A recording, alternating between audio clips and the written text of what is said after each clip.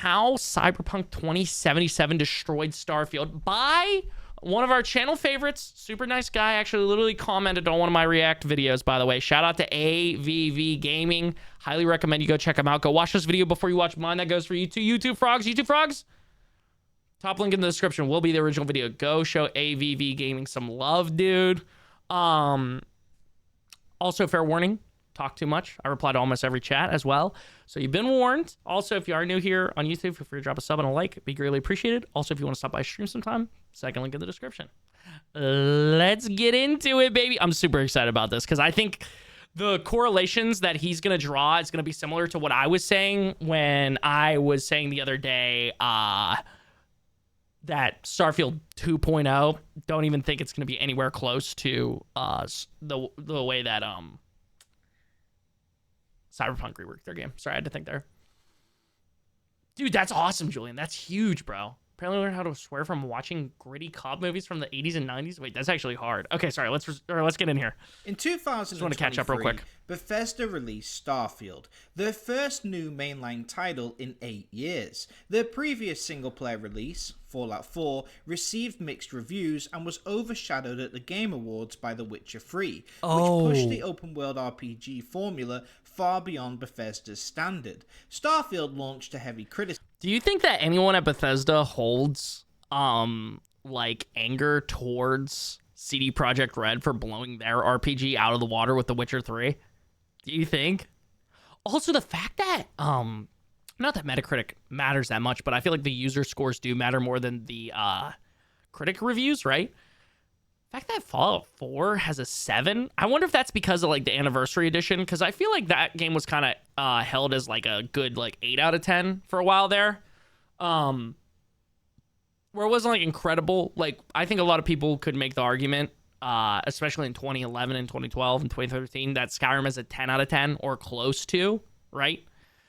I don't know if I would say the same now looking back at it. I do still love Skyrim. It's still in probably my top 3 all.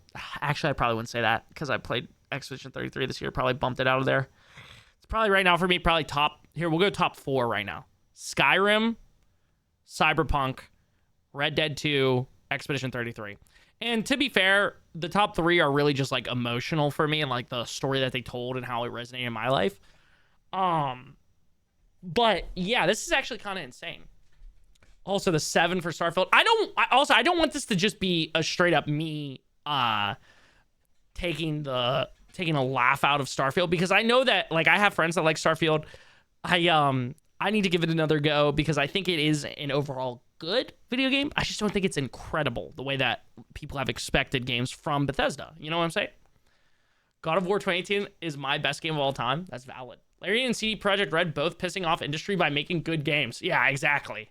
How many pictures of the go-kart is too many for my dating profile? That's a wrong hypothetical. There's not one. There's not too many, dude. Yeah, emotional tie. Yeah, that's why Expedition 33 is my favorite game of all time. I mean, what the hell with the TikTok, brother? Oh, what happened? Oh, are you talking about the group chat thing? Yeah, that was a whole thing. That was a whole thing, dude. It made me mad. For its writing, open world design, quest structure, and an overall presentation that felt technologically dated compared to its competitors. The Witcher 3 exposed just how dated Bethesda's Fallout 4 had become, but CD Projekt Red's latest entry, Cyberpunk, arrived 3 years before Starfield and was a disaster at launch. So which game would be used to showcase Starfield's issues? Well, naturally, Cyberpunk.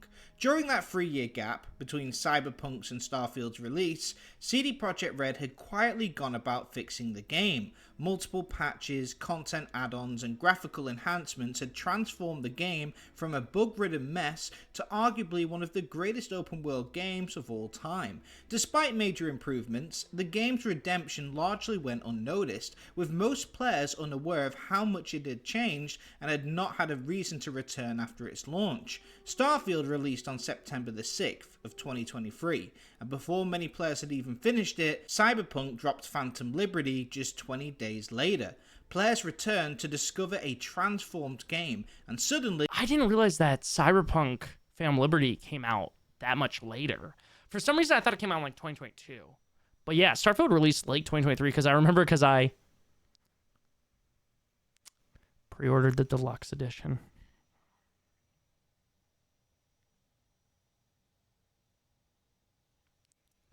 Yeah, that was rough. And the two other games that I pre-ordered were Star Wars Battlefront Classic Collection and the Saints Row reboot. So I will not be pre-ordering games ever again, I think. Yeah. Unless it's a Sandfall game or a Larian game, in which case I might pre-order those, because there's no way it can let me down as much as those 3 pre-orders did. Game came out right after my mom and the game is talking about mom's ashes spread them at the highest mountain to fulfill her final wish. So, oh yeah, absolutely. I learned not to do that with Fallout 76. Oh yeah, I think I bought Fallout 76 on launch because one of my homies was hyping it up. I remember Baldur's Gate 3 came out in AAA after, and AAA were like, you guys are making us look bad. I remember that, bro. I forget who I was watching talk about it. Maybe it was like Mr. Maddie or maybe it was Luke Stevens. One of them were like, just make better games then, guys. It's not that hard. I mean, it's hard to live up to Baldur's Gate 3, but, you know, if they actually tried and gave their devs time, they could at least come somewhere near, at least, like, you know, an A-tier game, instead of putting out C and B-tier games constantly. One of my favorite stream clips is when Charlie is playing Cyberpunk, and someone asks, is this game worth it? And he's getting in a car, and shit goes straight up into the air. Happens to the best of us. Okay, I pre-ordered Life is Strange True Colors, and all it came with was extra clothes, and it took me like 3 years to beat the game because it was such a slow game. Oh. I hadn't played it yet, but what sold me was all those statements, I swear to God. Yeah, no, that's real. What's the bio on the profile chat? Oh, nah. You don't want to ask me. You don't want to ask me. Thing is, CDPR was one of those exceptions before Cyberpunk. One of the studios you could pre-order from, anyone can fall from grace. Yeah, and I think them spending so much time making Cyberpunk 2077 shows that you can still do that they will make right by their promises, which is a really encouraging thing. Also, like, Cyberpunk, they announced it way too early. They were rushing it out the door. They learned from that, which is cool. Yeah, what's up, Virgo? Yeah, it's rough. It's looking rough. Yeah, Mariner, I think that's actually beautiful. It was CDPR versus Bethesda all over again. Only this time, the comparison was brutal. Cyberpunk dominated. Starfield had plenty of problems, but Cyberpunk's redemption made them impossible to ignore and sealed Starfield's fate. In this video, I will explain all of the ways in which Cyberpunk outshone Bethesda, what impact it had, and finally explain how Cyberpunk destroyed Starfield. So without further ado, let's get into it. And if you are new here, please consider subscribing. So the first place to start... Dude, that's actually insane. The fact... Not only did CD Projekt Red unintentionally dunk on Bethesda once by releasing The Witcher 3 the same year that Fallout 4 came out. Because again, Fallout 4, like, on release, people were like, yeah, it's like an 8 out of 10, 7 out of 10. That's good. Not what I was hoping for. But then in 2023 release Phantom Liberty right when Starfield is coming out, and people go back to Cyberpunk and be like, oh, this game's incredible, and then experience that story. I'm going to be honest with you guys, and maybe you guys can give me some pushback here and give me some feedback for yourselves, because I do consider you guys at least all of you at least standard intelligence or higher, and I'd say the chat tonight is all, I would consider all pretty smart people. I think if the Cyberpunk story doesn't hit for you, you're either not able to comprehend it, or you watch only Fox News and only Turning Point USA. Like, I think that's literally the only way that the Cyberpunk story doesn't at least make you go, yeah, this is solid. I understand why people like it. Yeah, I get the bigger themes. Maybe not for me, but I understand the bigger themes and why people think that the story's incredible. Played at launch and didn't have hardly any issues. I was on PC, so it actually worked decently. Yeah, I never played Cyberpunk on console. Yo, what's up, Dom? Why does Queso have more viewers than Snoop Dogg? Because Snoop Dogg's boring to watch, respectfully. Did they score again, Iron King? Oh my god. Oh my god. Put it away, bro. It's over. I'm sorry, Steelers fans. Hello, Christian Piss. I took my first ASL class today. How'd that go, bro? Dude, those people will watch Star Wars and not understand that the Empire is the bad guy. Yeah, literally. Or they'll watch Star Wars and then not realize that, like, oh yeah, American imperialism is bad. Yeah, beating up on the little guy. Yeah, that's actually bad. The Empire is the good guy, guys. Great. The professor is really friendly. Deaf man, he's great, dude. Hell yeah. Fucking woke liberals, SMH. Is graphics and technology. Technically, Cyberpunk and Starfield feel worlds apart. Cyberpunk runs on CD Projekt Red's Red Engine, overhauled post-launch to handle dense crowds, seamless interiors, dynamic lighting, detailed facial expressions, and realistic animations. Night City feels alive, looks incredible, and has little to no loading screens. Starfield, by contrast, uses Bethesda's Creation Engine 2, which, despite its name, still carries many limitations of the older engine. The game relies heavily I'm sorry, on Steelers fans. segmented environments and instanced interiors, breaking immersion and making exploration feel disjointed. NPC animations are stiff, physical interactions are limited, and the overall tech struggles to support the scale and ambition that Starfield aimed for. Setting Cyberpunk aside, most games since 2015 barely have any loading screens. Even Bethesda's Fallout 4, back then, was notorious for them. Today, nearly every studio has moved on, except Bethesda. Starfield, decades later, somehow has more loading screens than 2006's Oblivion. Now, some veterans argue that loading screens were normal 20 years ago, and that gamers should just be more patient, but the truth is, everyone except Bethesda has moved on. For anyone who started gaming in 2015 or later, Starfield's endless loading screens feel completely alien. It's just not something they're used to. Starfield's design requires players to constantly enter new areas, all of which require a loading screen in between. So to give you an example, I had to speak to someone in a bar in the city of Neon. I had to load into space, load onto a planet, load through the main gate into the city. I'm realizing now, maybe, and I don't think I even noticed this at the time, but maybe that's why Starfield didn't at all click for me. And I'm like, guys, I enjoy shitty video games. Like, I am very easy to please when it comes to video games. I played Homefront the Revolution for like 30 hours on the PS4 back in the day, okay? I am so easy to please when it comes to video games. Starfield would not connect for me, and I think it might have been because the momentum was fucked up because of all the loading screens and the fact the story starts out slow as hell. I think that's literally what it was for me, because people were like, oh, trust, it opens up, it opens up, it opens up. Yeah, bro, fucking open up a fucking loading screen, my man. Opens up a fucking loading screen. I gotta go through fucking 300 more of these things before the story actually opens up. Instead of loading screens, we had gooning screens where the game won't load unless you nut on the screen. You know, there's a Skyrim mod for that. Shitty Games, Chris? Shitty Games, Chris had a whole Among Us phase, so... Yeah, but that was because I was getting money. You gotta understand. There's a different reason why I love that game so much. And Valorant, well, that was just the game gave me dopamine, so... Okay, not to be that guy, but loading screens are still in games. They just hide them in elevators or special rooms now. Yeah, and I think that is, I've said it a million times. Also, Autumn, respect on that hot take. Me, like, I don't mind loading screens from time to time, but yeah, Starfield is insane. I think, and a lot of people have been talking about this because allegedly in this new Starfield update, they are going to be removing some of the loading screens and doing some of those little tricks, right? Where they like do a loading screen, but you don't know it's a loading screen.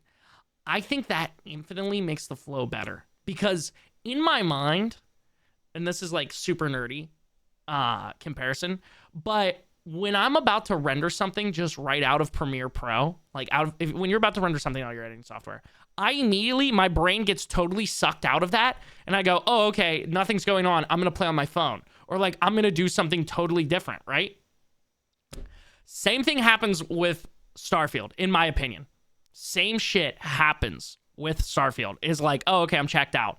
So like, it's almost like subconsciously my brain is taking me out of the experience. Does that make sense to you guys? Have you guys had that happen before? At least that's been my experience. I'm realizing that now.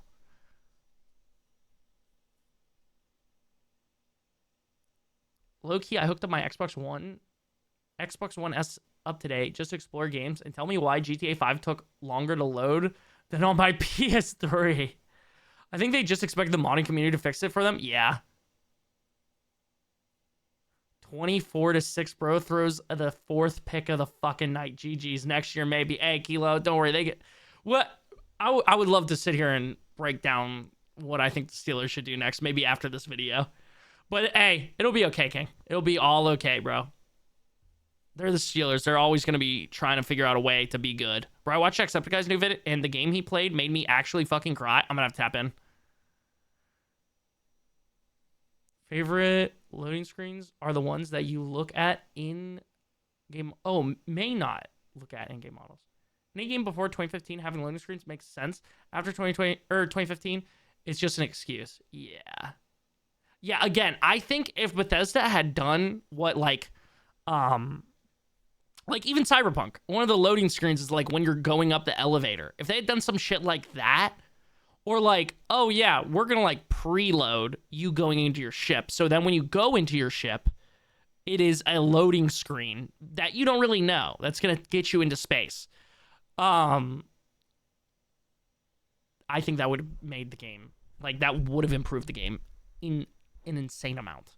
Load into a second part of the city and then load into the bar. That is incredibly tedious and boring. And what's worse is that the areas being loaded didn't even justify the wait. Witcher 3 had a loading screen when you traveled to an entirely new map, but it generated an entire country, so to speak. Starfield is taking longer to generate a shop interior which is nearly empty. Cyberpunk's world is not only far more detailed and dense, but you can travel the entirety of its map, enter nearly every building, and interact with any quest, all without a single loading screen. You have one to load in, and that's it. The loading screen issue showcases how far behind the creation engine is compared to modern games. And then there's the animations. In Cyberpunk, every character is brought to life with motion capture. Each NPC moves uniquely, pacing, showing frustration, or interacting. I'm gonna be honest, I don't have this type of autism, so I never noticed it until he just pointed it out. And now that I'm thinking about it, yeah, that is one of the great things about Cyberpunk. Never once was I like taken out of it by like weird animations. I'm sure you guys have an experience with a Bethesda game. I'm sure you have an experience with a Bethesda game where that shit took you out of it instantly. You're like, oh, yeah, why is that guy fucking walking into a wall over there? With their surroundings. Victor tosses a tool and slides his chair across the room. Panam pulls out her phone mid-conversation. Claire the bartender crafts drinks while interacting with Jackie. These bespoke animations make every scene feel distinct, turning every conversation into an immersive living moment. Starfield's NPCs, on the other hand, just stare lifelessly at the camera and speak very slowly. That's it. Whereas Cyberpunk has thousands of bespoke animations for faces and character movement, Starfield essentially has one default for all. As a result, players zone out and lose interest. In Cyberpunk, you can drive cars, climb objects, use stealth, and interact with the environment in multiple ways. In Starfield, you can only move and press a button to interact with objects. Oh, dude, walking around. Oh my god, walking around. Even the city was so annoying. I'd run out of stamina. Oh my god, bro. It's giving me fucking Starfield PTSD, actually, bro. It's so bare bones, which was acceptable 20 years ago, but not anymore. The graphics speak for themselves. Cyberpunk's world is a masterpiece, showcasing the pinnacle of modern visuals. Starfield, by contrast, feels 2 generations behind. Technologically, Cyberpunk is leagues ahead, with a living, seamless world, rich NPCs, and modern visuals that Starfield simply can't match. Now let's talk about world design. Before Starfield, Bethesda were the kings of open worlds, crafting massive, handcrafted landscapes filled with unique dungeons and hundreds of locations to explore. And I think that's why I didn't mind, like, I never mind walking around Skyrim, even when I replay it now, and I might be in a place that I've seen a million times. there might be a random interaction that happens. There might be some place that I somehow haven't seen before, right? Fallout 4, the same. Fallout 3, Fallout New Vegas. Well, you know, Fallout New Vegas was made by Obsidian. But these worlds are handcrafted. They're beautiful. If it takes you a while to walk from one place to the other, that's fine. But with Starfield, even in the handcrafted cities, I was still like, this is a fucking chore. It feels like a fucking chore for me. Hear me out. If Starfield let you peg femboys, it would be a 20 out of 10. You know, I think there's a game for that on itch.io. They benched Rogers. That's insane, bro. That's actually insane. I used to get angry watching my brother play Skyrim because he would always jump around, and I was like, what the fuck? Just walk or run? I got it when I played it for myself. Yeah. Like, Lydia got stuck so fucking much that it ended up being like, what are you doing, Step Thane? That's the fucking level it goes to whenever I play vanilla Skyrim. I know I'm waiting for the sequel. The itch game? That's insane. I used to be an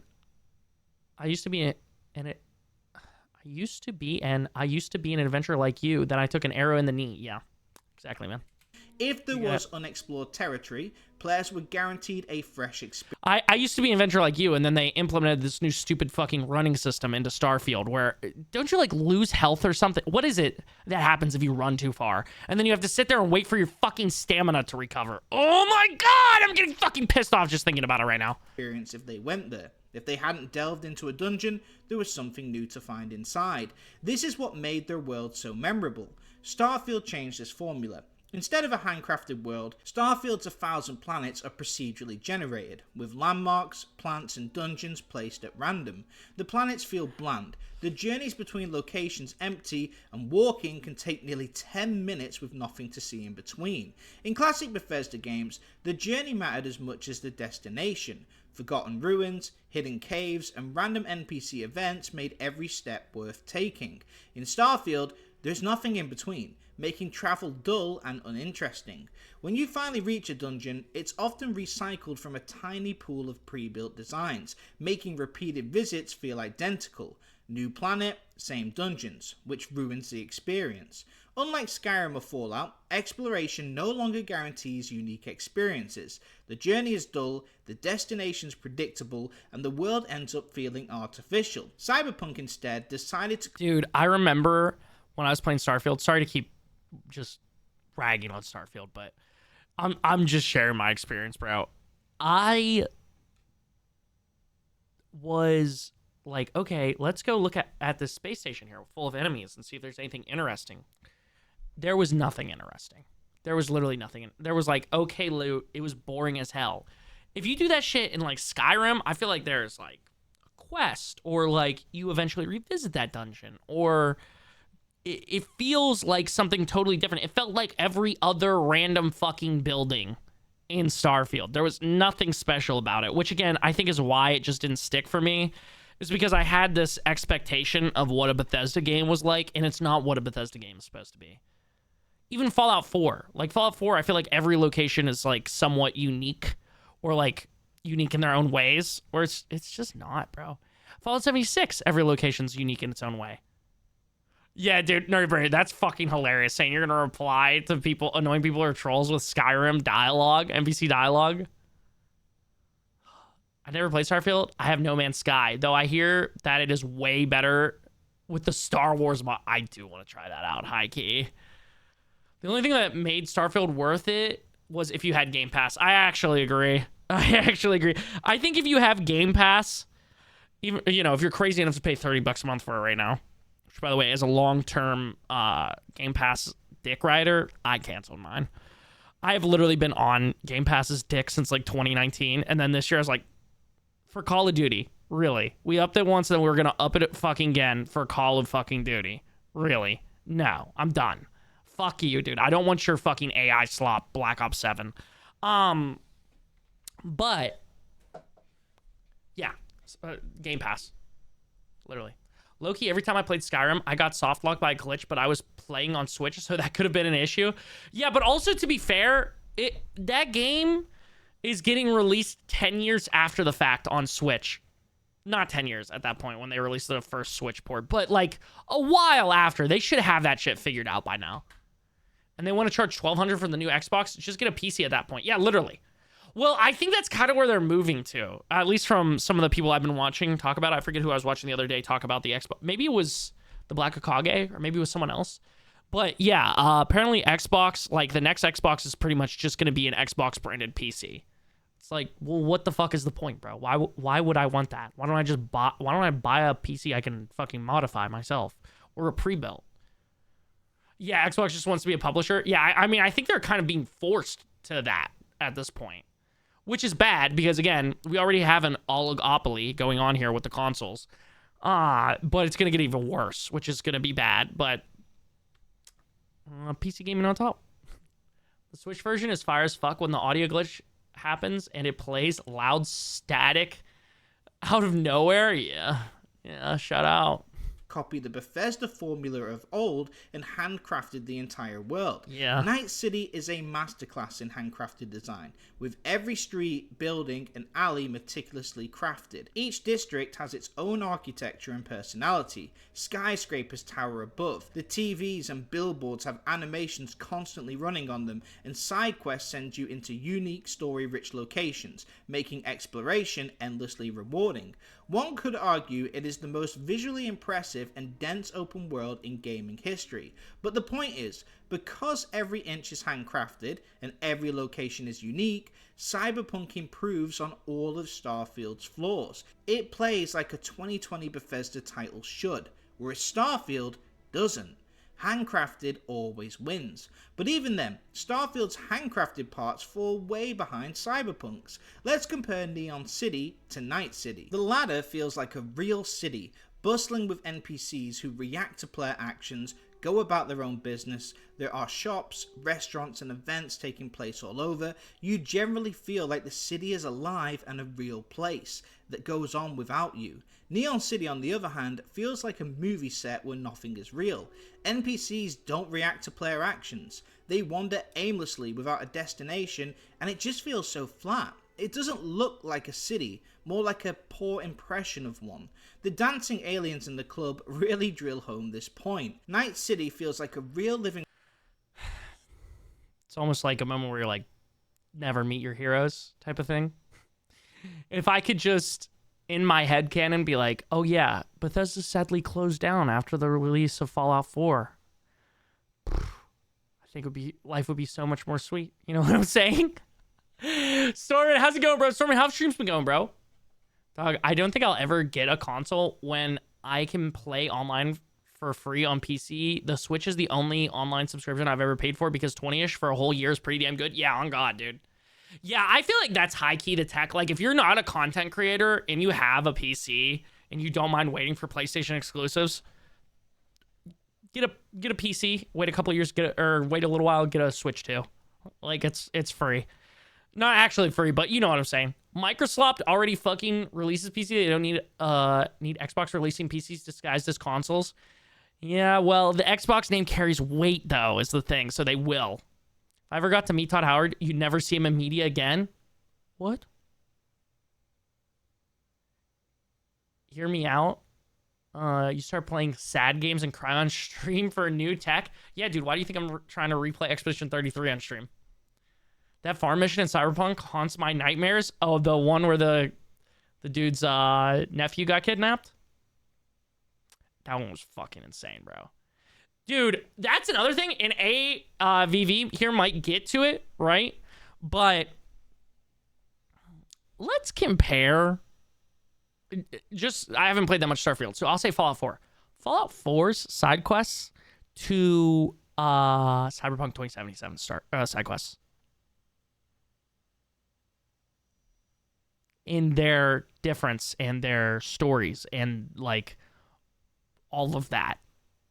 Dude, it's like fucking putting the I'm trying to think of a really good team in the NFL right now that's not like biased. Putting the Broncos up against like WVU, bro. It's night and day, dude. It is night and fucking day.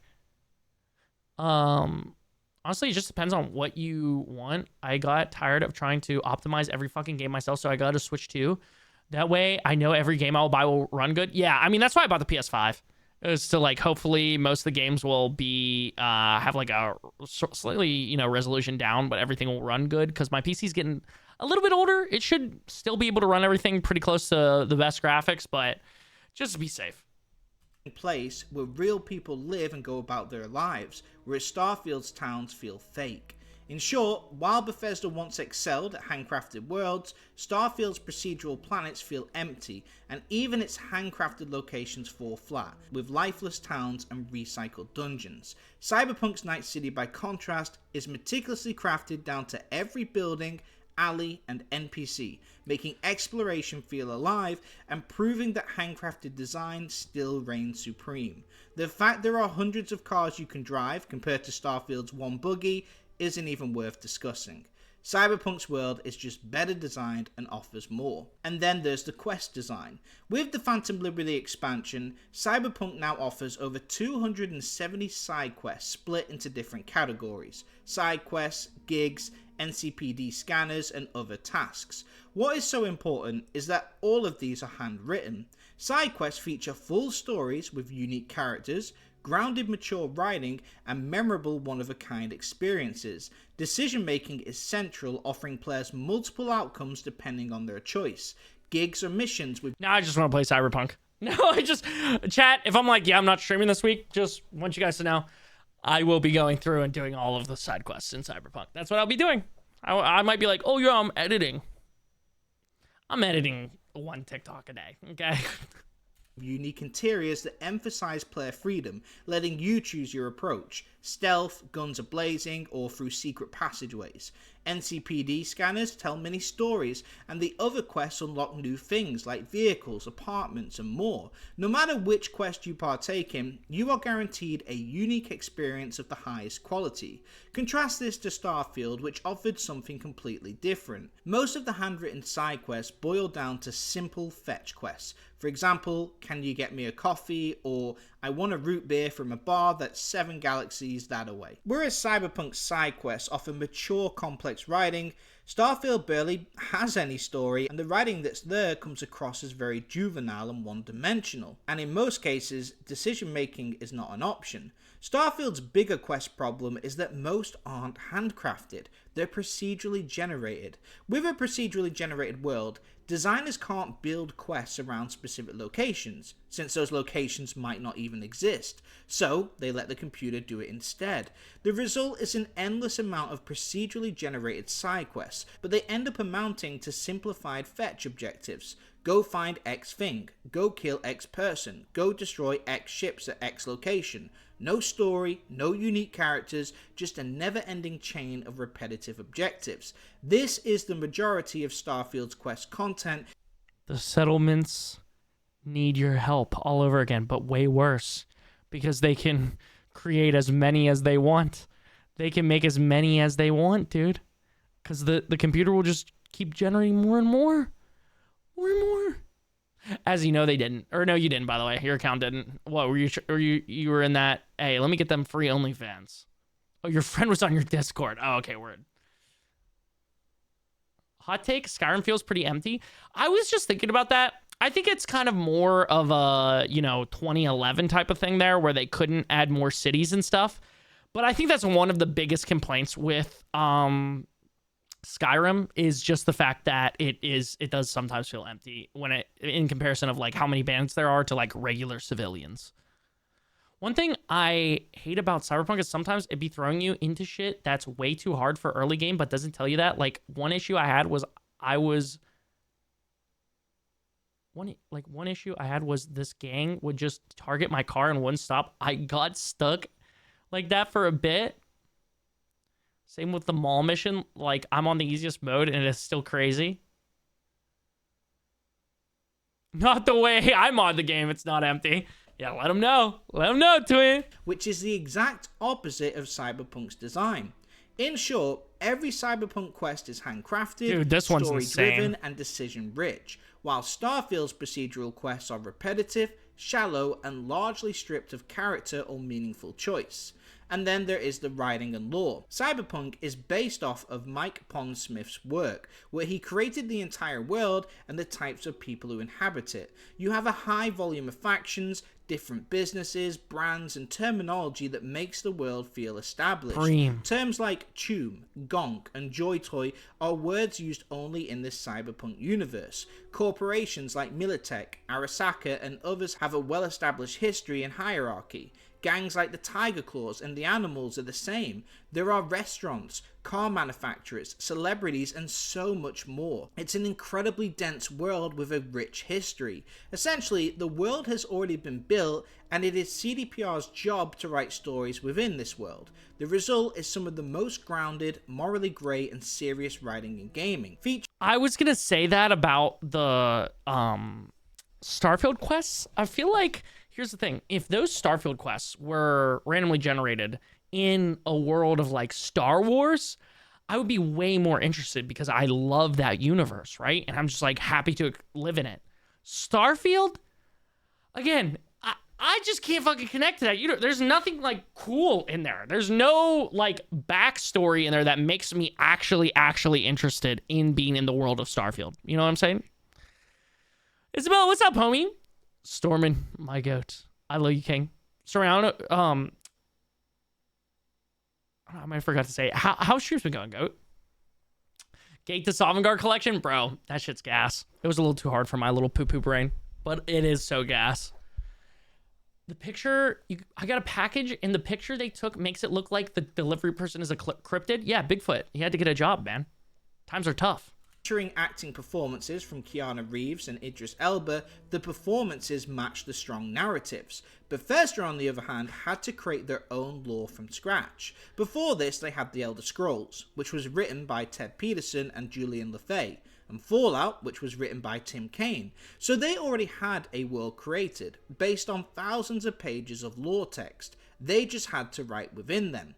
Now, Bethesda has never been known for strong writing. Quests are often simple basic tasks. Characters fall flat, and main stories rarely land emotionally. Skyrim's main quest was ignored by most players, and Fallout 4's story was widely mocked. In contrast, studios like CD Projekt Red craft layered, morally complex characters like The Witcher 3's Bloody Baron, who feel human and stick with you long after the credits roll. Bethesda's success came not from their own writing, but from the decades-old lore, richly detailed worlds and factions that made up those universes. Dude, I said that shit.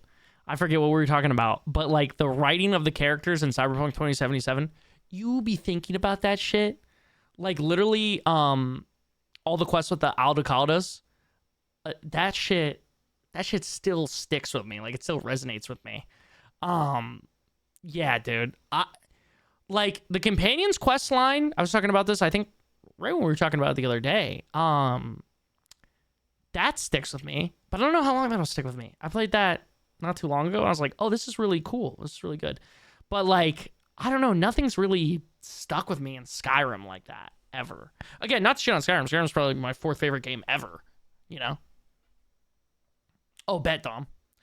Isabel, I'm sorry about that, though. I'm glad you're okay, though, dude.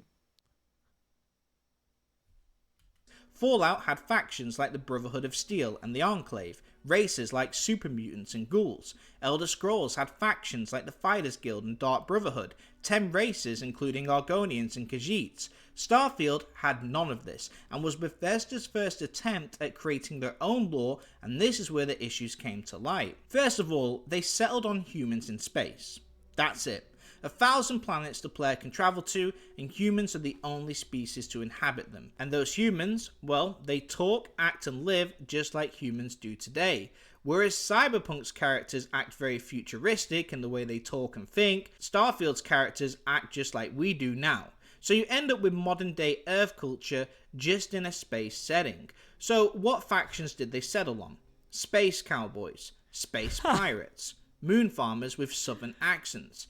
Humans in space doing what they do right now, every day with reskinned Earth societies. Starbucks was Terra Brew. Well, sorry, yeah, Terra Brew? You're telling me the best, we're hundreds of years in the future. The best we got is still coffee?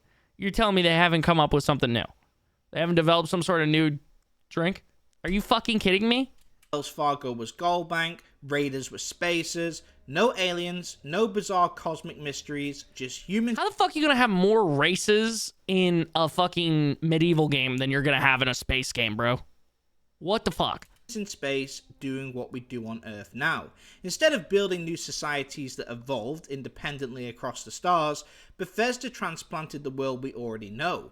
That's why it feels flat. It's not a new universe, it's a reskinned version of ours. So Bethesda's subpar writing could no longer hide behind well-written lore, as Starfield had none, and because Starfield's lore was boring, its overall writing was put on full display, showcasing how limited it is. Cyberpunk has a quest where you need to uncover a kidnapping, a man who is taking young men who feel lost in life. He manipulates them, convinces them to trust him, and then takes them to a farm where he keeps them. We find out all of this is a result of his traumatic childhood experiences, working on a farm with his father dying. It's incredibly deep writing, and there's multiple ways the quest can end. Starfield, on the other hand, has you collecting coffee. It's not even comparable and highlights the issues with Bethesda's writing team. Cyberpunk's rich pre-built world and morally complex writing creates deep, memorable stories, while Starfield's flat, human-only galaxy exposes Bethesda's weak writing, leaving quests shallow and the universe unengaging. Cyberpunk's main story was riveting, engaging, and you wanted to see the outcome. Starfield's story felt optional, boring, and outstayed its welcome. Dude, I still remember seeing the scene for the first time. I think in my head I was like, "Oh, I gotta play this up. Come on, this is a story." I was like, "Oh wow, cool." That shit did not stick. That shit did not. That shit did not make me want to keep playing, bro. I was like, "Oh, cool." So now I have to go out there and look for this shit in this boring ass fucking world. Difference is clear. And now we get to the RPG part. When it comes to meaningful RPG decision making, both base Cyberpunk and Starfield do fall short compared to games like Baldur's Gate 3 or Kingdom Come Deliverance 2. That said, Cyberpunk's Phantom Liberty expansion fixes this, offering side quests with multiple paths and real-world consequences, plus a main quest with 2 distinct playthroughs. Phantom Liberty is more competitive in that regard, but the base game itself didn't offer the branching decision-making that The Witcher 3 offered, and that was one of the game's biggest criticisms. But that being said, Starfield fared no better, with decisions boiling down to more of an illusion of choice rather than a real option. They do kill off a main companion, depending on which one you spent more time with, but it's more annoying than rewarding. Spoilers! Cyberpunk offers unique dialogue options based on your skill levels and your backstory, and Starfield offers around the same, but both of these are mainly cosmetic. They add content, but they don't change things drastically like Baldur's Gate 3 would. But when it comes to playstyle builds, Cyberpunk clearly wins out. Yeah, dude. Cyberpunk's skill and perk system is vastly more diverse than Starfield's, offering players a wide range of viable playstyles and builds. Leveling choices in Cyberpunk feel meaningful. Investing in stealth, hacking, combat, or a hybrid approach significantly changes how you approach missions, interact with the world, what dialogue options are available, how you tackle challenges. It makes a massive difference. Dude, it's so funny because at the beginning of this video, I was like, I don't want this to just be us shitting on Starfield the whole time. But it's literally just been me reliving the experience of Starfield and being like, oh my God, this shit was so ass. It was so ass. It was so ass. Because again, I went into it thinking like, oh, this is going to be at least somewhat comparable to Fallout 4. Oh my God. Idiot, you know? Gotta wake up at 6 a.m. for college. It's Jover, my man. It's Jover. In contrast, Starfield's perks are limited and often shallow, rarely altering gameplay in a noticeable way. Picking a perk in Starfield feels minor, almost cosmetic, whereas in Cyberpunk, every decision in the skill tree can open entirely new approaches and strategies, making each character feel unique and empowering. Because Starfield offers no player cap, you can eventually unlock all of them and become a jack of all trades, whereas in Cyberpunk, you're limited and you have to decide who you want to be for this playthrough. It encourages replayability where Starfield doesn't. Ripperdocs and body customization also gives Cyberpunk a massive edge. Combat in Cyberpunk is far more varied and dynamic than in Starfield. Players can mix guns, melee weapons. A game set in a post-apocalyptic Earth had more races than the future space game. Yeah, actually fucking nuts. Stealth, and unique netrunner hacking abilities to tackle scenarios in countless ways, silently disabling cameras and enemies, going guns a-blazing with precise firearms, or diving into brutal melee combat. Every weapon type and cybernetic upgrade meaningfully changes how fights play out, allowing for highly personalized strategies. Starfield, by contrast, is painfully basic. Gunplay is uninspired. Melee is minimal, and its so-called powers or tech abilities are largely ineffective, offering little tactical depth. While Cyberpunk makes every encounter feel alive and reactive, Starfield's combat often feels flat and interchangeable, with few choices that actually impact the outcome. In Cyberpunk, you and me could have completely different... I'm not gonna lie to you, bro. I don't know if I'll actually ever go back to Starfield. Like, just thinking about the combat, maybe when the 2.0 comes out, maybe it'll be, it'll do some quality of life stuff. But, bro, the loading screens, the shitty combat, all the characters I couldn't give a fuck about, the shipbuilding that doesn't make any sense to me. Like, just me, I was having problems with it when I played it originally. I think I was just confused and I didn't give it enough time. The empty fucking buildings, the empty quests. Yeah, I don't know if I'll ever go back. Like, because here's the thing. It's like, do I want to play Cyberpunk? Or, sorry, I keep saying Cyberpunk. What the fuck is wrong with me? Do I want to play Starfield? Or would I rather play Kingdom Come Deliverance 2? Am I really going to sacrifice time that I could be playing Kingdom Come Deliverance 2? Or here's a better one, actually. Because that's, it's comparing apples to oranges. Do I want to play Starfield? Or would I rather play Outer Worlds 2? Where at least I know the Outer Worlds 2 from the Outer Worlds 1 is at least a solid, in my book, like probably like 7 out of 10, 7.5 out of 10. Like, I know for sure that the combat was at least some rewarding. There's some RPG elements that I really like. Or do I want to play Starfield that feels totally hollow with a procedurally generated world? I'm probably going to go the Outer Worlds, dude. Right now, I think I would rather play give Avowed with their new updates and shit and it coming to the PlayStation 5. I would rather give Avowed a chance than play Starfield again. Like, honestly, I would rather see what that game is about. I mean, I also am a sword and spell gamer, so, there's some bias there, but I just say, but I'd rather play Starfield than Kingdom Come Deliverance 2. The lockpicking gives me nightmares, really? Concord? No. I won't go that far. No. I used to stay up until light, and now I wake up when it's still dark. Shit changes? Oh, you're talking about Doctor Who? Yeah, dude. Yeah, that's what... I was like, I don't think I know who that is. He said that. Why play Starfield when you can play No Man's Sky? Literally. Because, like, if I'm going for space exploration... I'd rather play No Man's Sky, which is more of a sandbox. You know what I'm saying? It's like a create your own adventure. In Starfield, I have to play the fucking camp or the story. Like, I have to play that if I want to, progress the story itself.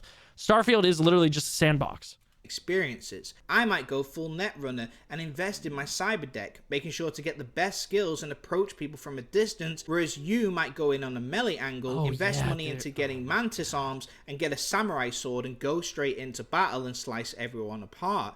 In Starfield, we'd have nearly identical playthroughs because customization is so limited. When it comes to the RPG aspect of it, there is so much more freedom and uniqueness about Cyberpunk's approach compared to Starfield's, which is very limited. Maybe that's the problem. Skyrim had more of a sandbox style while Starfield does not.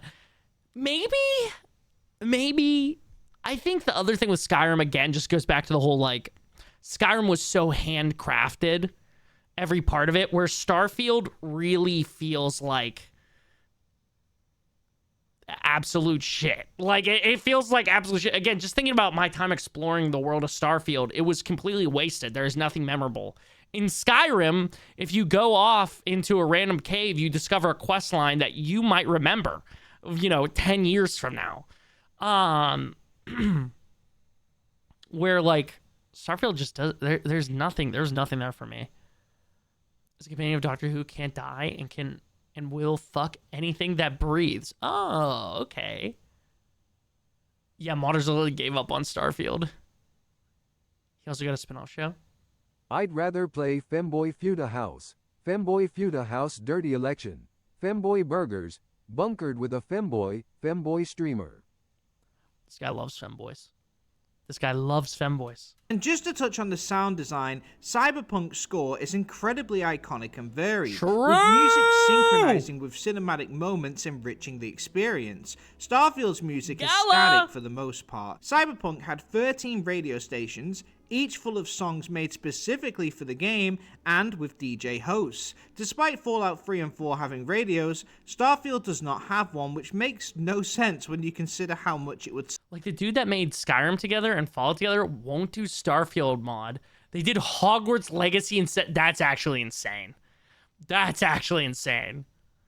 Supplement exploring space. When it comes to sound design, it's not even close. And then finally, we have long-term plans. Since Cyberpunk originally released, it has seen massive changes with over 10 major updates adding huge content. Patch 1.5 added new apartments, 1.6 brought arcade games, while Patch 2.0 introduced police chases, vehicle combat, and fully realized gameplay. Patch 2.1 repackaged popular fan mods for consoles, including a usable metro system, romantic hangouts, and much more. The Phantom Liberty expansion added a new map, new quests, and is widely considered as one of the greatest DLCs of all time. And what did we get from Starfield? Shattered space. Showcasing incredible value. CD Projekt Red didn't stop there though. By outsourcing to Virtuos Studios, they kept expanding the game. Patch 2.0. They fucking outsourced to Virtuos? Damn, is Virtuos just like kind of a WB studio? Are they up there for one of the greatest B studios ever right now, dude? 2 added vehicle skins, character customization, and a photo mode, while Patch 2.3 introduced auto drive, Delamain taxis, and even more customization options.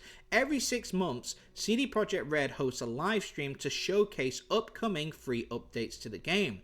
These updates have added new side quests, features, and expansions that make the game bigger than it was at launch. Whilst most studios would charge and often deliver lower quality content, CD Projekt Red kept improving Cyberpunk, and the high player count proves it's worked. Contrast this to Starfield, which largely remains the same. They released a couple of free updates, including drivable buggies, but not much else. They released the Shattered Space DLC, which received terrible reviews and is largely disliked. At $30, it only lasted a few hours, whereas Cyberpunk's expansion brought 30 plus hours of content. The difference in quality was night and day, only the price was comparable, showcasing how far behind the times Bethesda are. The landscape for DLC has changed. Oh my god, I just want to pull this up, and not to be that guy, because a lot of people do this, but also I think we're going to house this video for another night. Not this one, the other one I had. This is Starfield SteamDB, and you know, a lot of this is on console, so this isn't everything. This is Starfield's SteamDB. 3,100 players playing right now, and this is why I gave the crazy look a second ago. Cyberpunk has 30,000. They have 10 times more people playing right now. Also, the all-time peak's insane. I didn't even realize that shit. Hey, Steam numbers don't mean everything. Shout out 407 Games or whatever they are. Is this just a Starfield hate video? Kind of, but it's just like, I think these videos, also doesn't count GOG, true. And again, in consoles, you know. I think this whole holding Bethesda accountable after their multiple blunders recently is actually fair. It's like, you know, when you hold your, you know, how you're supposed to hold like your politician that you're rooting for accountable for bad things that they do, right? And you possibly, you know, go away from them. But if you do want to be a fan of them, you have to hold them accountable for the shitty things they've done. I think that's the exact same thing with game studios. You should hold them accountable, especially a humongous one like Bethesda. But yeah, it's kind of ended out being, just like a fuck Starfield type of thing. But really, it's like a fuck you Bethesda for not trying harder type of thing. But do you know what has overwhelmingly positive reviews? Femboy Feuda House Dirty Election and Femboy Burgers. They both have better overall reviews than Starfield. Thank you, Dom. Thank you. I believe that. over the past decade, compared to the days of Skyrim where little add-ons were acceptable. DLCs like Elden Ring's Shadow of the Erdtree, Witcher 3's Blood and Wine, and Cyberpunk's own Phantom Liberty are essentially full games added on. Yet Bethesda still makes DLCs like it's 2011. The only thing they've changed is their pricing structure to match modern times. And even when they do something for free, they later regret it. I wonder if Microsoft will hold Bethesda to a higher standard. I can almost guarantee they won't, as long as Bethesda puts out games for Game Pass subscription holders to play. They don't give a fuck about the quality of it, just as long as it will equal more people buying Game Pass or continuing to buy Game Pass. Todd Howard even said he wished he'd held back the free buggies behind the paid Shattered Space DLC in order to bump up its value. In short, CD Projekt Red keeps pushing Cyberpunk forward with meaningful updates and expansions, constantly being in touch with their fans and going above and beyond to give the best experience possible, oftentimes for free, whilst Bethesda largely stagnates, delivering minimal content and falling further behind modern expectations, constantly re-releasing old games with no new updates for full prices. And if they do have updates, they usually break the fucking game.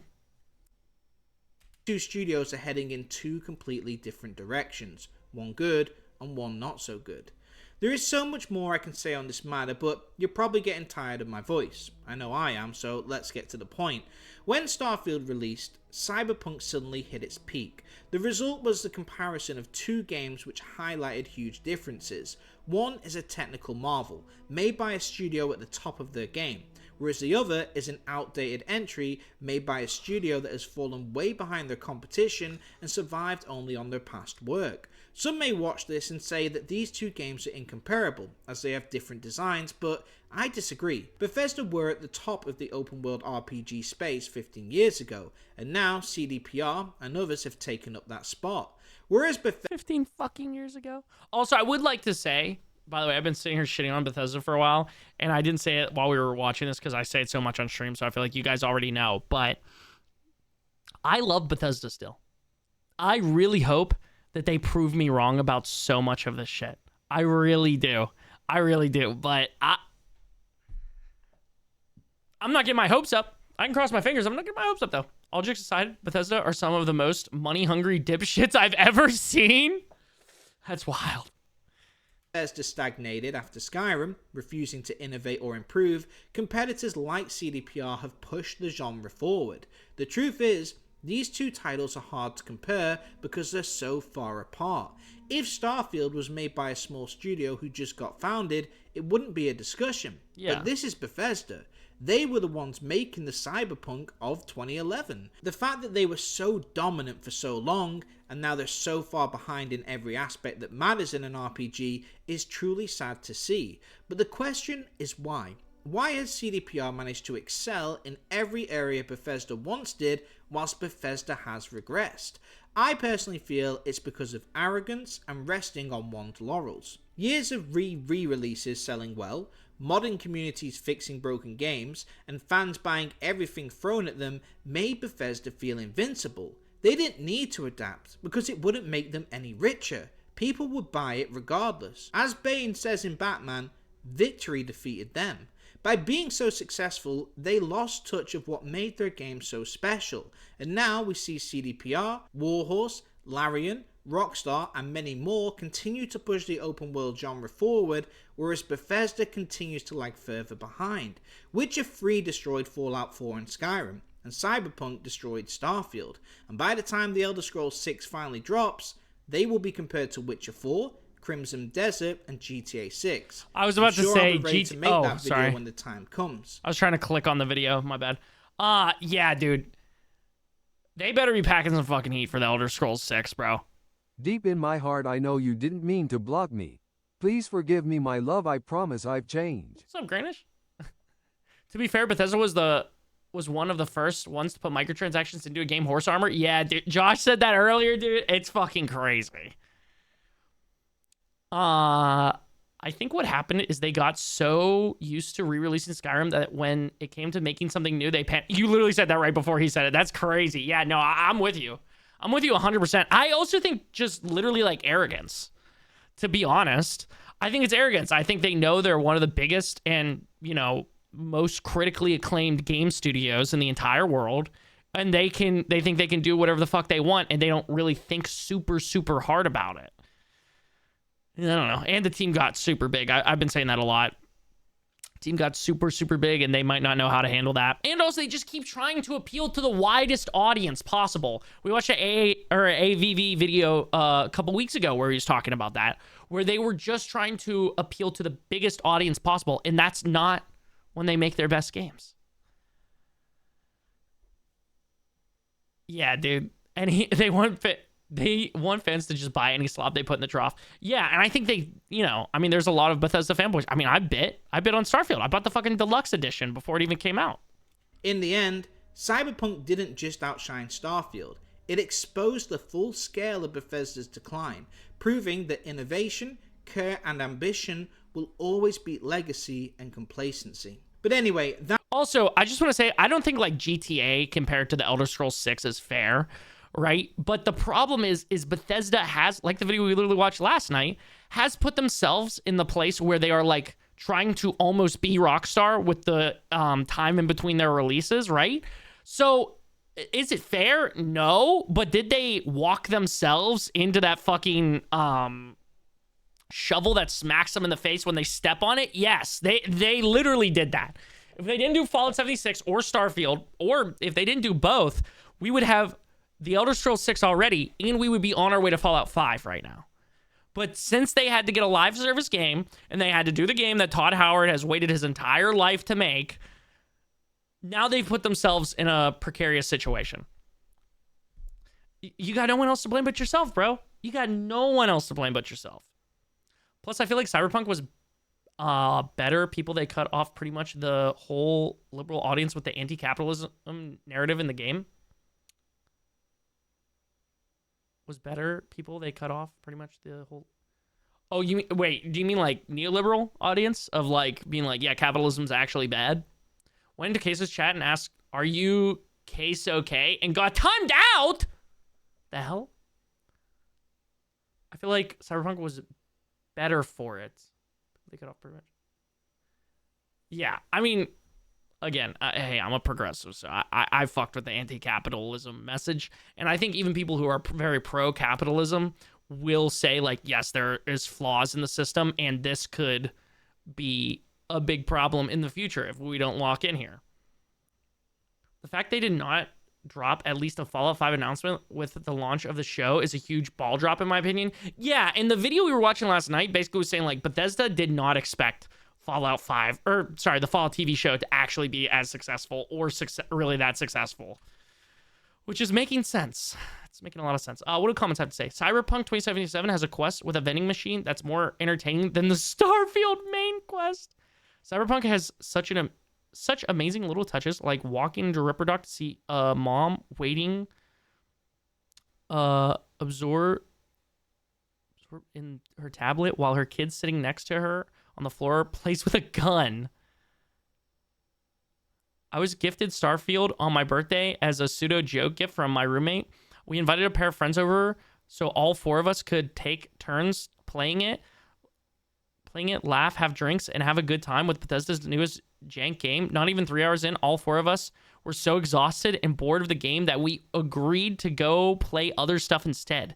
Could barely force myself to play for 5 more hours of the game a week later before I uninstalled and never felt the desire to touch again.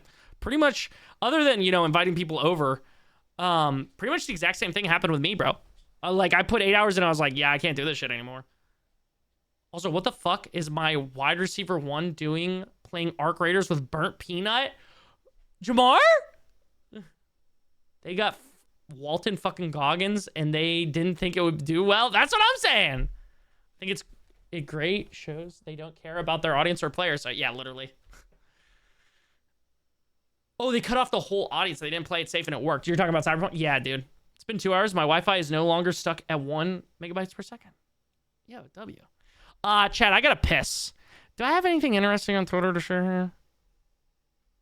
Not super duper important. I can probably talk about this tomorrow.